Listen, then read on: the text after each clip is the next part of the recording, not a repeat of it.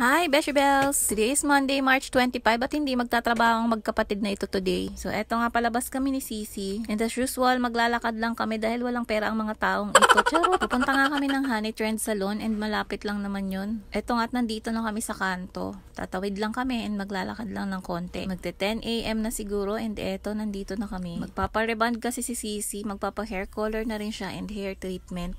Tapos, ititreat niya na rin ako ng pedicure. Nakita pa nga namin na nag-eyelash extension sila. Nagtanungan kami kung gusto ba namin, pero we both agree na hindi namin bet magpa-eyelash extension. Marami pa rin kami mga naka-line up na swimming, so eyelash extension is not a good idea. So, eto nga, nagpa-pedicure na ako. Habang naumpisahan na rin yung rebond ni Sisi. Dito talaga kami lagi nagpupunta sa Honey Trend Salon. Wala kaming masyadong time, so once a month lang kami nakakapunta dito. Medyo mahaba yung procedure ng rebond, so nung nag-12 PM na, lumabas ako para bumili ng burger dito sa burger machine. Buti na lang talaga dito lang to sa harap ng salon. Buti na nga lang at maigsi lang yung buhok ni Sisi, pero inabot pa rin kami dyan ng hapon. Ito medyo malapit na siyang matapos. After kasi dito nakabook kami ng 5 PM sa isang self-photography studio. So abangan nyo na lang yung self-photoshoot sa susunod na video. Yun lang muna. Bye!